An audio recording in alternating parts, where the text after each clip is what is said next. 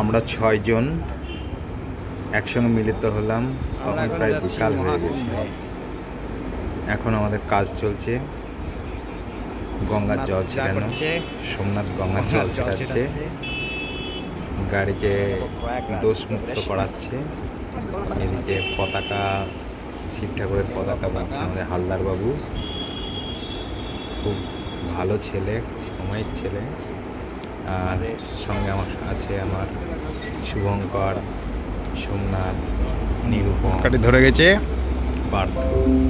এবার এই আমাদের ধূপকাঠি দেখানো হয়ে গেল। এবার আমরা চলবো প্রয়াগরাজের উদ্দেশ্যে। এখনই আমরা বের হব।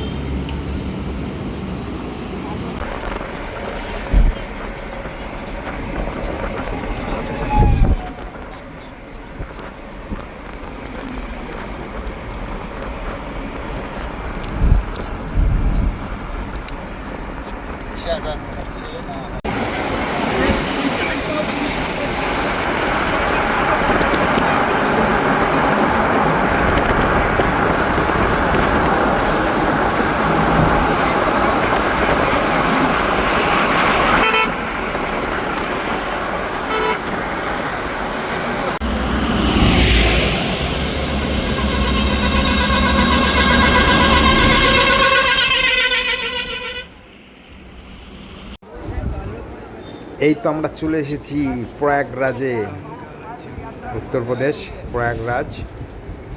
এটা হচ্ছে মা গঙ্গার উপরে দিয়ে ব্রিজ করা আছে, পায়ে হেঁটে ওই পারে গিয়ে একটু আমরা ঘুরে আসি। কত লাইট এবং উপরে ট্রেন যাওয়ার রাস্তা রয়েছে। এই যে মা গঙ্গার জল বইছে, ওখানে ত্রিবেণী সঙ্গম আছে, ওখানে গিয়ে যমুনা এবং সরস্বতীর সঙ্গে মিলিত হবে।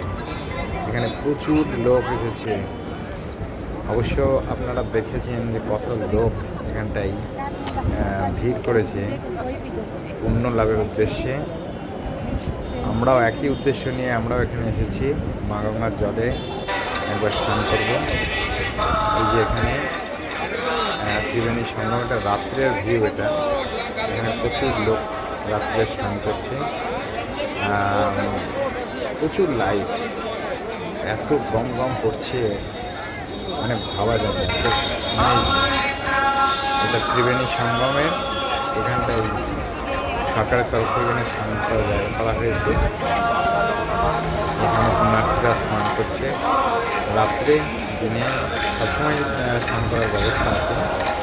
তো আমরা রাত্রে স্নান করে পরের দিন সকালবেলায় স্নান করার উদ্দেশ্যে আমরা রওনা হলাম। পায়ে এখানটায় সাধু সন্ন্যাসীদের খাওয়ার জায়গা করা হয়েছে। সাধু সন্ন্যাসীরা এখানে বসে আছেন, মন্ত্রপাঠ পর্ব শেষ হওয়ার পরেই খেতে দেওয়া হবে।